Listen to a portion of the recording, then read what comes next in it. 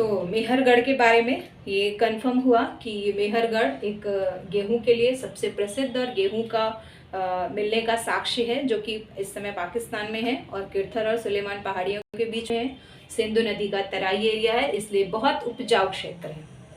और इसका time period 7000 BC है। ये भी क्वेश्चन बहुत पूछा जाता है, गेहूं के मिलने का साक्ष्य का क्या समय है, या किस सन में, किस टाइम पीरियड में गेहूं का मिलने का साक्ष्य जो मेहरगढ़ है वो हमें कब प्राप्त हुआ, 7000 BC। तीसरा हमारा जो अनाज है वो चावल है। चावल की खेती भारत में कोल्डेहवा एक जगह है, यूपी में, जो इलाहाबाद, अब तो उसका नाम प्रयागराज हो गया है, इलाहाबाद में कोल्डेहवा एक जगह है जहाँ पर हमें चावल का साक्ष्य प्राप्त हुआ है। तो ये क्वेश्चन बहुत आता है कि भारत में चावल की खेती का साक्ष्य हमें कहाँ से प्राप्त हुआ है स्टोन एज में। The answer will be Koldihwa. Okay, right. अब देखिए, सबसे इंटरेस्टिंग और सबसे ज़रूरी बात आपके सामने आने वाली है कि अभी तक हमने जो भी पढ़ा है, यूपीएससी का नया रिसर्च हुआ है, एक नई खोज हुई है, जिससे ये सामने आया कि अभी तक मैंने जो भी आपको कृषि के साक्ष्य बताए हैं, जो भी बात बताई है, वो गलत है। अब आप बोलेंगे कि मैंने तो गलत ही पढ़ा दिया, आपको ठीक नहीं बताया, लेकिन जो मैंने बताया है वो भी इम्पोर्टेंट है और जो बताने जा रही हूँ वो भी बहुत ज़्यादा इम्पोर्टेंट है। कैसे? यूपीएससी का जो नया रिसर्च हुआ है इसके अकॉर्डिंग अभी प्रतापगढ़ में एक जगह है, यूपी में प्रतापगढ़ है, जहाँ पर एक जगह है लहुरा देव। वहाँ पर रिसर्च के थ्रू ये बात सामने आई है कि सब कृषि का सबसे प्राचीनतम साक्ष्य अगर कहीं से मिला है तो लहुरा देव है। मतलब ये, जैसे कि जो चीज़ हमें पहले मिल गई या जिस चीज़ के बारे में हम पहले जानते हैं तो हमें लगता है यही बेस्ट है, लेकिन कुछ टाइम पीरियड बाद जब हमें और उससे अच्छी चीज़, उससे नई चीज़ मिलती है तो हम जानते नहीं, this is also better than this.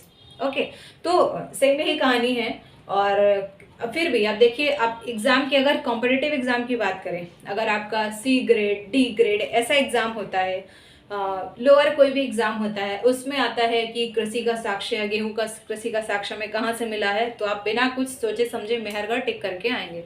Very nice.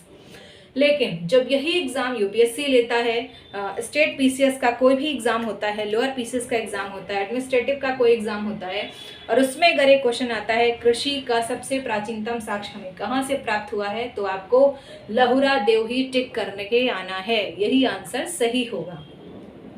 ठीक है, कृषि के बारे में हमने बहुत सारी बात। और हाँ, जो अब ये हम कैसे कहेंगे कि जो लहुरा देव है सबसे प्राचीनतम है, तो इसका टाइम पीरियड 8000 BC है। मेहरगढ़ का हमने टाइम पीरियड क्या पढ़ा था, 7000 BC, क्योंकि जो BC का टाइम है वो आप सबको पता होगा, जीसस क्राइस्ट के पहले का जो भी टाइम है वो उल्टा काउंट होता है। मतलब जैसे अभी जो एडी में काउंट है वो जैसे जैसे आप आगे आएंगे, मान लिया अभी 2021 है तो 22 आएगा, 23 आएगा, 24 आएगा, लेकिन जो बीसी का टाइम है वो रिवर्स होता है। 8000 पहले आएगा, 7000 बाद में आएगा, 6000 और बाद में आएगा, 5000 और बाद में आएगा। समझे आप? हाँ, तो ये इसलिए ये बात सिद्ध हुई है कि जो लहुरा देव हमें मिला है प्रतापगढ़ में यूपी के, वो सबसे प्राचीनतम साक्ष्य मिला है खेती का। ठीक है, अब आते हैं हम, अभी हमने तीनों काल के बारे में, कृषि के बारे में काफ़ी कुछ जान लिया है, और मैं कुछ और आपको ये बताना चाहती हूँ कि 3 काल हमने डिस्कस किए हैं, पुरापाषाण काल, मध्य पाषाण काल, नवपाषाण काल। नवपाषाण काल का टाइम पीरियड मैंने आपको बताया कि 5000 BC से 3000 BC। ठीक, अब इस टाइम पीरियड में एक बहुत ड्रास्टिक चेंज हुआ क्या, मनुष्य ने एक धातु की खोज की। उस धातु का नाम था कॉपर।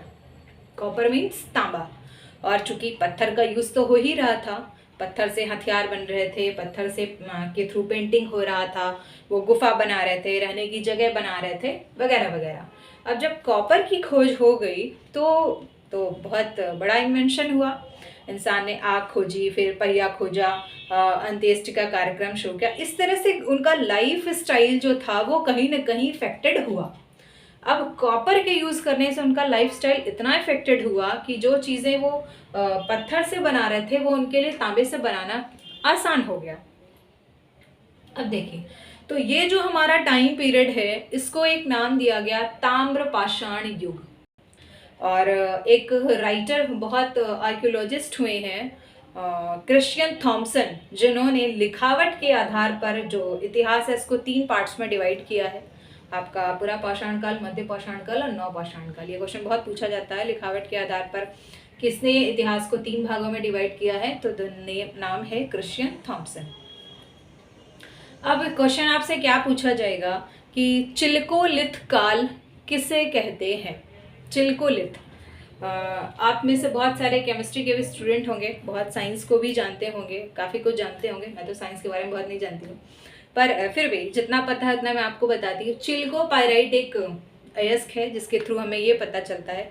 चिल्कोपाइराइट मतलब जिससे कॉपर मिलता है, कॉपर मीन्स तांबा, तो हम चिल्कोपाइराइट काल को ताम्रपाषाण युग कह सकते हैं, क्योंकि ताम्रपाषाण युग में तांबे का खोज हुआ।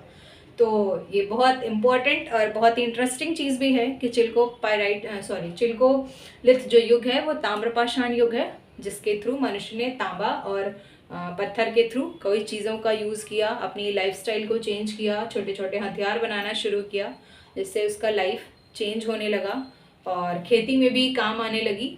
और इस तरह से करके जो हमारे तीनों चरण हैं, पूरा पाषाण काल, मध्य पाषाण काल और नव पाषाण काल तक आते आते मनुष्य ने इतना प्रोग्रेस कर लिया कि उसको खेती में अनाज बोना आ गया, एक प्रॉपर व्यवस्थित घर मिल गया, घर में रहने लगा, और कुत्ते को पालना मतलब सिक्योर, एक कहावत है रोटी कपड़ा और मकान। तो धीरे धीरे उसकी सारी रोटी के जरिए उसने अनाज और कपड़े के जरिए पेड़ पौधों की छाल, जो पत्ते, उनके थ्रू अपने आप को ढकना शुरू किया। और घर, मैंने बताया, आवास की एक व्यवस्थित प्रक्रिया शुरू हो गई मनुष्य के काल में, और काफ़ी चेंजमेंट आया जिसने अपने आप को एक विकसित फॉर्म में अंत तक लाया है। और इसी तरह करके जैसा कि मुझे लगा कि आज के लिए ये सारी चीज़ें आपके लिए बहुत ज़रूरी हैं, और आपके कॉम्पिटिटिव एग्ज़ाम के लिए, आपके ब्राइट फ्यूचर के लिए और आपके इंटरेस्ट के लिए भी। कुछ भी नहीं तो मुझे लगता है हिस्ट्री एक ऐसा इंटरेस्टिंग सब्जेक्ट है कि अगर आप पढ़ना शुरू करेंगे, जानना शुरू करेंगे, तो there are lot of things in the world, और जानते रहेंगे, आपकी लाइफ ख़त्म हो जाएगी पर चीज़ें ख़त्म नहीं होंगी। और मुझे अच्छा लगता है नई चीज़ों के बारे में जानना, तो मुझे जो कुछ भी अपने टीचर से, रिसोर्सेज से, कुछ पढ़ाई से, जैसे भी जो कुछ भी मुझे पता चला और मुझे लगता है कि आपके लिए ये कंटेंट काम आ सकता है, तो मैं शेयर कर रही हूँ। और thank you watching for me. That's all for today and all the best. जय हिंद, जय भारत।